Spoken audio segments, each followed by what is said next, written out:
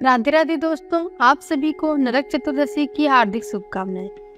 आज सुनिए नरक चतुर्दशी के दिन सुनी जाने वाली सभी पौराणिक कथाएं। कार्तिक मास के कृष्ण पक्ष की चतुर्दशी तिथि के दिन नरक चतुर्दशी का पर्व मनाया जाता है। कहा जाता है कि इस दिन दैत्य नरकासुर का वध हुआ था। तभी से नरक चतुर्दशी के रूप में इस दिन को मनाने की परंपरा है। धनतेरस के अलावा नरक चतुर्दशी के दिन भी यम दिया जलाया जाता है। माना जाता है नरक चतुर्दशी के दिन यमदेव के नाम से दीप जलाने वाले व्यक्ति को यमलोक की यातनाएं नहीं भुगतनी पड़ती और मृत्यु के बाद होने वाले कष्टों से भी ऐसा व्यक्ति बच जाता है। इसलिए हो सके तो आज नरक चतुर्दशी की रात को जब घर परिवार के सभी सदस्य सो जाएं, तो आप भी एक दिया यम देवता के नाम से जरूर जलाएं। वैसे तो नरक चतुर्दशी के बारे में पुराणों में बहुत सारी कथाएं प्रचलित हैं, लेकिन एक कथा के अनुसार एक समय भगवान कृष्ण अपनी 8 पत्नियों के साथ द्वारिका में सुखी जीवन व्यतीत कर रहे थे।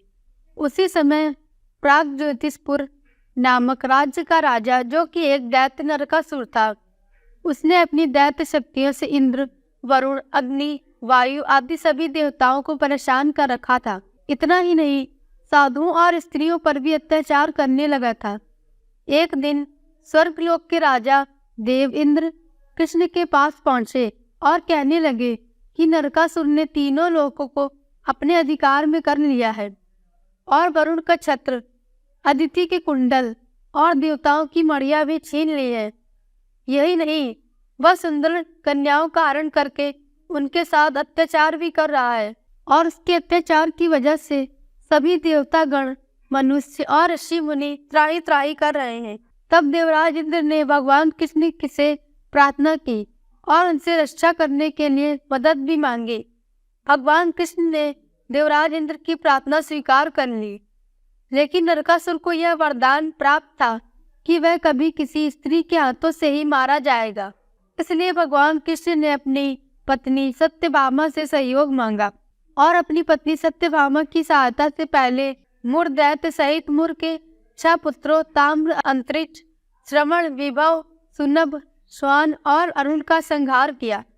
मुर दैत्य का वध हो जाने के बाद इस समाचार को पाते ही नरकासुर अपने अनेकों सेनापतियों और दैत्यों की सेना के साथ भगवान कृष्ण से युद्ध करने के लिए आ गया। लेकिन नरकासुर को क्योंकि स्त्री के हाथों से मरने का श्राप था, इसलिए भगवान कृष्ण ने अपनी पत्नी सत्यभामा को अपना सारथी बना लिया और उनकी सहायता से ही नरकासुर का वध किया।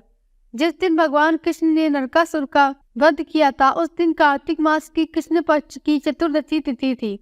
मान्यता है कि इस दिन को तभी से नरक चतुर्दशी के रूप में मनाया जाता है और रात में दीप जलाकर उत्सव भी मनाया जाता है। एक अन्य पौराणिक कथा के अनुसार हिरण्यगर्भ नाम के एक राजा ने राजपाट छोड़कर तप में विलीन होने का निश्चय किया। कई वर्षों तक तपस्या करने के कारण उनके शरीर में कीड़े पड़ गए। इस बात से दुखी हिरण्यगर्भ ने नारद मुनि से अपनी व्यथा कही। नारद मुनि ने राजा से कहा कि कार्तिक मास कृष्ण पक्षी चतुर्दशी के दिन शरीर पर लेप लगाकर सूर्योदय से पहले स्नान करने के बाद रूप के देवता भगवान श्री कृष्ण की पूजा करें। ऐसा करने से उन्हें फिर से सौंदर्य की प्राप्ति हो जाएगी। राजा ने सब कुछ वैसा ही किया जैसा कि देव ऋषि नारद ने बताया था। नरक चतुर्दशी के दिन किए गए इस उपाय से राजा फिर से रूपवान हो गए। तभी से इस दिन को रूप चतुर्दशी भी कहते हैं। एक अन्य कथा के अनुसार जब भगवान विष्णु ने वामन अवतार लेकर दैत्यराज बलि से 3 पग भूमि मांगकर तीनों लोकों को नाप लिया था, तब राजा बलि ने उनसे प्रार्थना की कि हे प्रभु, मैं आपसे एक वरदान मांगना चाहता हूँ। यदि आप मुझसे प्रसन्न हैं तो वर देकर मुझे कृतार्थ कीजिए। तब वामन भगवान ने उनसे पूछा कि क्या वरदान मांगना चाहते हो राजन? दैत्यराज बोले, प्रभु, आपने कार्तिक कृष्ण त्रयोदशी से लेकर अमावस्या की अवधि में संपूर्ण पृथ्वी नाप ली है। इसलिए जो व्यक्ति मेरे राज्य में चतुर्दशी के दिन यमराज के लिए दीपदान करे, उसे यम यात्रा नहीं होनी चाहिए। और जो व्यक्ति इन 3 दिनों में दीपावली का पर्व मनाए, उनके घर को लक्ष्मी जी कभी न छोड़े। राजा बलि की प्रार्थना सुनकर वामन भगवान बोले, राजन, मेरा वरदान है, जो चतुर्दशी के दिन नरक के स्वामी यमराज को दीपदान करेंगे उनके पितर कभी नरक में नहीं रहेंगे, और जो व्यक्ति इन 3 दिनों में दीपावली का उत्सव मनाएंगे उन्हें छोड़कर मेरी प्रिय लक्ष्मी अन्यत्र कहीं भी नहीं जाएंगी। भगवान वामन द्वारा राजा बलि को दिए इस वरदान के बाद से ही नरक चतुर्दशी के दिन यमराज के निमित्त व्रत, पूजन और दीपदान का प्रचलन प्रारंभ हो गया, जो कि आज तक चला आ रहा है। कहा जाता है कि नरक चतुर्दशी के दिन नरक जाने की पीड़ा से मुक्ति पाने के लिए नरक चतुर्दशी की सुबह सूर्योदय से पहले उठकर शरीर में तेल लगाकर अपामार्ग यानी कि जिसे चींचड़ी भी कहते हैं उसके पौधे सहित जल से स्नान किया जाता है, और शाम के समय यमराज को प्रसन्न करने के लिए दीपदान किया जाता है, जिसे यम दिया भी कहते हैं। यम दिया वैसे तो आप धनतेरस की रात को भी जला सकते हैं। अगर आपने धनतेरस की रात को नहीं जलाया है तो आप आज यानी कि नरक चतुर्दशी की रात को दिए को जलाएं। यम दिया जलाने के लिए आप पुराने दिए का ही प्रयोग करें। नया दिया कभी भी यम दिया के लिए प्रयोग नहीं होता है। अगर पुराना दिया न हो तो आप आटे का या फिर मिट्टी का दिया भी जला सकते हैं।